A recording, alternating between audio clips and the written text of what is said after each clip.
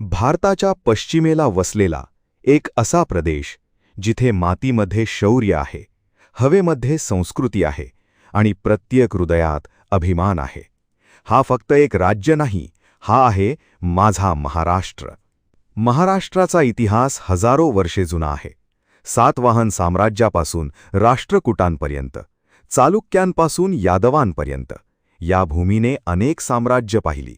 व्यापार, कला, शिक्षण आणि संस्कृतीमध्ये महाराष्ट्र प्राचीन काळापासून अग्रस्थानी राहिला. मराठी भाषा ही फक्त भाषा नाही, ही ओळख आहे. ही आहे भावनेची भाषा, स्वाभिमानाची भाषा आणि लोकांच्या आत्म्याची भाषा. जेव्हा भारतावर परकीय सत्तांचे सावट होते, तेव्हा महाराष्ट्राच्या मातीतून जन्माला आला एक महान राजा, छत्रपती शिवाजी महाराज. त्यांनी फक्त राज्य निर्माण केले नाही, त्यांनी निर्माण केले स्वराज्य. जनतेसाठी, जनतेकडून, जनतेचे राज्य.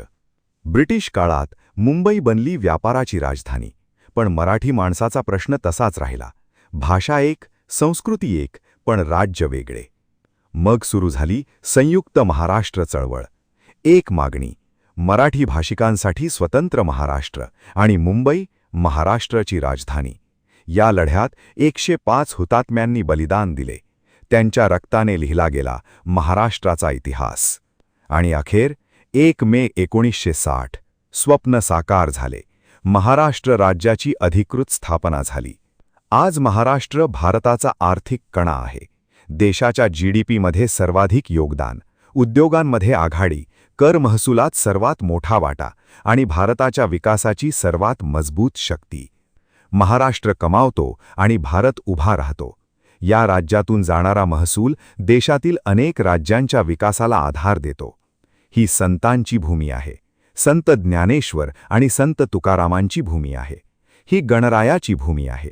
ही कलेची, साहित्यातील आणि परंपरेची भूमी आहे. आजचा महाराष्ट्र परंपरेसोबत प्रगतीही करतो. पुणे ITमध्ये, नाशिक उद्योगात, नागपूर लॉजिस्टिक्समध्ये आणि मुंबई जगाच्या नकाशावर.